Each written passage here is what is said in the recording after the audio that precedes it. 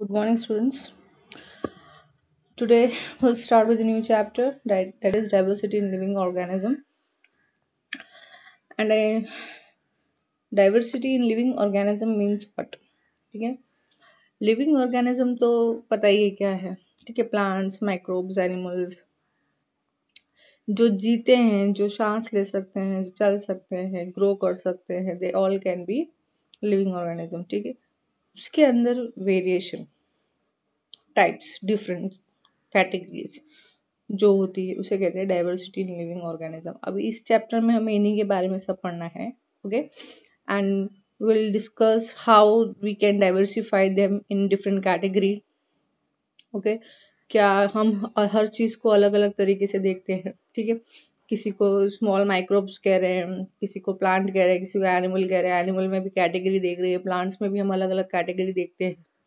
तो वो सब कैटेगरीज किस तरह से बनती है, किस बेसिस पे हम उसको क्लासिफाई करते हैं, that we are going to study in this chapter. ठीक है, this is the basic of classification of chapter. ठीक है, तो ये इंट्रोडक्शन पार्ट है कि आप अपने आप को ही देखो. आप दो इंसान हो अगर, तो आप दो इंसान एक जैसे नहीं होते हैं. ठीक है, सेम वे लाइक अगर आप अपने एक कुछ ना कुछ तो हम कहते हैं हम इंसान हैं, ह्यूमन हैं, but human are not similar of them self और the other of their family members और कोई भी. ठीक है, so that's why this is called diversity. Okay, now see, यहाँ पे बताया है task. You and your friend नहीं तो आपके घर का कोई भी फैमिली मेंबर ले लो. क्या दोनों के हाइट सेम है? Do you exactly look like your friend? Okay, nose same है, हैंड स्पान यानी आप इस तरह से जब हाथ को ऐसे मापते हैं तो क्या आपका हाथ का मेजरमेंट सेम आता है? ठीक है, देन अपने आप को किसी दूसरे एनिमल से कंपेयर करके देखो.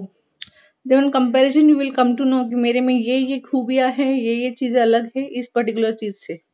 ठीक है, so you will come to know that I am different from a monkey or a giraffe or a lion or any other person. Clear? So what is common, वो आप उसमें से निकाल सकोगे और क्या डिफरेंट है आप उससे. तो इस तरह से आप क्या कंक्लूड कर पाओगे कि आप इस सब कैरेक्टर से एक दूसरे से अलग होते हो. जैसे कि दो फ्रेंड है, कलर कॉम्प्लेक्शन की बात कर लो. आपको डार्क कॉम्प्लेक्शन है, दूसरे को फेयर कॉम्प्लेक्शन होगा. Okay, this is one of the characteristic that you are considering yourself different from the other one. Okay, height हो गई, ये सब चीजें. क्लियर? नाउ नेक्स्ट, यही चीज इस पार्ट के इंट्रोडक्शन में है. We had to decide the characteristics were more important in forming the desired category. Okay, and deciding the characteristics could be ignored. इनको इग्नोर कर सकते हैं. अब देखो यहाँ पे, think of all different forms of life which occurs on the earth. Earth पे सिर्फ प्लांट और एनिमल से ही दुनिया नहीं बसती है. ठीक है, बहुत सारी चीजें जो हमें पता नहीं है, दैट कॉन्स्टिट्यूट आवर अर्थ, वो पूरा अपना ही किंगडम बना के चलते हैं. ठीक है, एक तरफ आप देख सकते हो माइक्रोस्कोपिक बैक्टीरिया. ठीक है, जिनका साइज माइक्रोमीटर्स में होता है, जिसको हम आंखों से देख भी नहीं सकते. We need a microscope to see this. Okay, other hand we have well redwood trees of California, size of 30 meters और 100 मीटर्स. इतने बड़े बड़े भी हैं और इतने छोटे छोटे भी हैं. ठीक है, और इनके बीच के भी कितने सब हैं जो हम दिख नहीं पाते. Some pines of trees for thousands of years, while insects like the mosquitoes and within the few days range from colorless to even transparent worms to brightly colored birds and flowers. ये variety बताई है. ठीक है, कि छोटे छोटे insect, mosquitoes, जो कुछ दिनों की लाइफ साइकिल होती है. एक फ्लाई तो ऐसी है जिसकी 24 घंटे की लाइफ साइकिल है. 24 घंटे में जन्म भी लेगी और उसकी पूरी लाइफ साइकिल भी कंप्लीट करके वो डेथ भी हो जाएगी उसकी. ठीक है, we cannot even challenge the nature for the creation what it created it. Okay, it has created a numerous of creatures to make these earth stable. ठीक है, उसमें छोटे से छोटे इंसेक्ट, कीड़े मकोड़े, सबका बैलेंसिंग होना जरूरी है. One of them will be gone, और environment will become unbalanced, disturbed. ठीक है, जिसकी वजह से हम फ्यूचर में क्या अभी भी प्रॉब्लम फेस कर ही रहे हैं और फ्यूचर में और प्रॉब्लम आएगी. Clear? This is the reason that we have to preserve, conserve every natural organism. Clear? ठीक है। तो ये सब क्या है, द bewildering varieties of life around us is evolved around on the earth over millions of years. ये सब बहुत मिलियंस ऑफ ईयर्स ये प्रोसेस चलता आ रहा है लाइफ फॉर्मेशन का, ठीक है। Fraction of time to try the understand all this living organism, okay. एक एक पे दिख नहीं सकते, इसलिए हम सब ऑर्गेनिज्म में सिमिलैरिटीज देखने जाएंगे। पहले सिमिलैरिटीज के साथ पहले उसको अलग कर लेंगे, ठीक है। पहली कैटेगरी हम क्या करते हैं, प्लांट, एनिमल और माइक्रोब्स में सबसे पहले हम क्या देखेंगे कि ये तीनों में सिमिलैरिटी क्या नहीं दिखती है, तो हम उसके डिफरेंस देखेंगे। तो एनिमल्स मूवेबल है, प्लांट मूवेबल नहीं है, माइक्रोब्स बहुत छोटे, तो इनको 3 कैटेगरी में अलग कर दिया इस तरह से, ठीक है। तो हमने 3 किंगडम अलग अलग बना दिए इस तरह से, ठीक है। अगर हम उसके लोकोमोशन की बात करते हैं या साइज की बात करते हैं, एक माइक्रो ऑर्गेनिज्म का बना दिया, एक प्लांट्स का बना दिया और दूसरा एनिमल्स का बना दिया। फिर इसके बाद हम एनिमल्स के अंदर देखेंगे कि एनिमल्स में भी कैसे अलग अलग एनिमल्स होते हैं, एक जैसे नहीं होते। कोई हवा में, कोई पानी में, कोई जमीन में रहता है, कोई छोटा है, कोई बड़ा है, कोई अलग साइज का। तो उसके ऊपर से हम अलग अलग कैटेगरी एनिमल्स की भी दे देंगे। वैसे ही प्लांट्स के लिए भी हो जाएगा, वैसे ही माइक्रो ऑर्गेनिजम्स के लिए भी अलग अलग कैटेगरी दी जाएगी उनकी फंक्शन, कैरेक्टरिस्टिक्स और बिहेवियर्स के ऊपर, ओके। एंड किस तरह से फिर आगे हम इसको कैरेक्टराइज करेंगे with the main group, okay. Main group के बाद स्मॉल ग्रुप्स, स्मॉलर ग्रुप्स के बाद लेस इंपॉर्टेंट कैरेक्टर्स को देखते देखते उसका जीनस और स्पीसीज तक जाएंगे। आगे चैप्टर में हम ये सब पढ़ेंगे। बेसिस ऑफ क्लासिफिकेशन क्या होगा इसके अंदर, ओके। कौन सी बेसिस पे हम क्लासिफाई करेंगे, तो सबसे पहले तो एरिस्टोटल नाम के साइंटिस्ट ने ऐसा बताया कि एनिमल्स को क्लासिफाई करते हैं कि वो रहते कहाँ है, मीन्स हैबिटेट के ऊपर। रहना जो होता है जहां पर वो रहते हैं उसे कहते हैं हैबिटेट, ओके। हैबिटेट के ऊपर हम डिसाइड करेंगे कि वो कहाँ पर उनको क्लासिफाई करेंगे, ठीक है। तो रहने के लिए तो जमीन हवा चारों तरफ फैले हुए हैं, तो चारों तरफ है, यानी हम पानी वाले एनिमल्स को अलग कर सकते हैं, फ्लाई करने वालों को अलग कर सकते हैं, लैंड पे रहने वालों को अलग कर सकते हैं, ओके।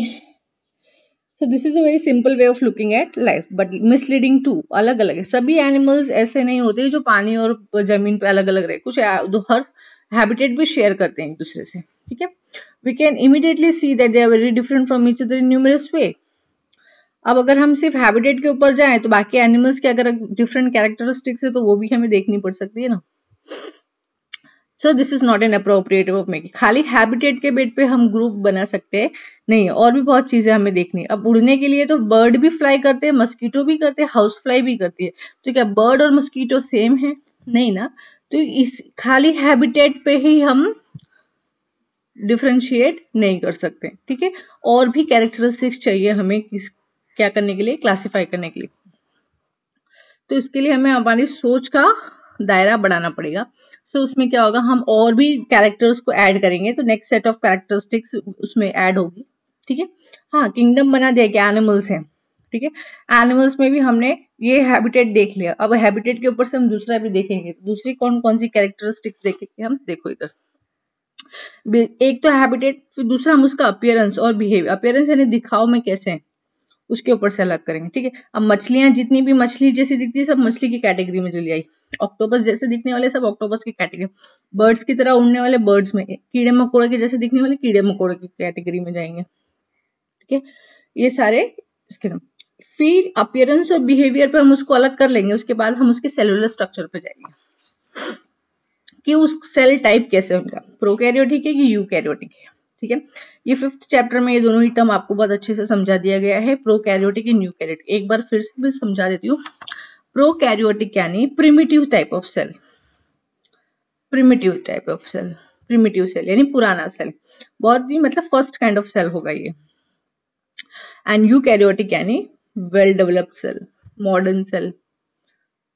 वैसे तो सेल भी नहीं बोलेंगे, कैरियन यानी क्या होता है, न्यूक्लियस होता है, यानी कि ऐसा सेल जिसका न्यूक्लियस पुराना है उसे कहते हैं प्रोकैरियोटिक, और ऐसा सेल जिसका न्यूक्लियस डेवलप है, अच्छा है, मतलब वेल डेवलप्ड है, उसको कहते हैं यूकैरियोटिक सेल, ठीक है। ओके, अब हमने ये देख लिया है कि सेलुलर लेवल पे कि एनिमल या प्लांट जो भी है वो कैसा है, प्रोकैरियोटिक कि यूकैरियोटिक, ठीक है। तो हम उसमें से पुराने और नए को अलग कर सकते हैं, ठीक है। फिर हम ये देखेंगे कि उसमें वो यूनिसेलुलर है कि एक सेल का बना हुआ ऑर्गेनिज्म है कि सिंगल सेल ऑर्गेनिज्म है कि मल्टी सेलुलर ऑर्गेनिज्म, उसके बेसिस पे हम उसको अलग करेंगे।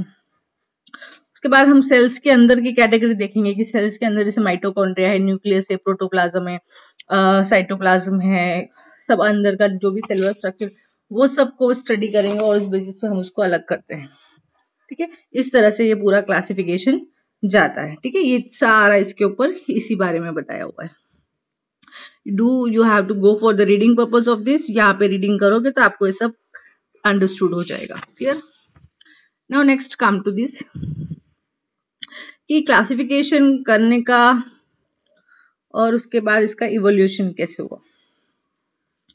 तो कैसे क्लासिफिकेशन किया? All things are identified and categorized on the basis of their body design in the form and function. ठीक है, characteristics are more wide ranging change in body design than others. ठीक है, उनका बॉडी डिजाइन, उनका form and function देखा, फिर characteristics भी देखी, फिर the role of time in them as well as one certain body design came into existence.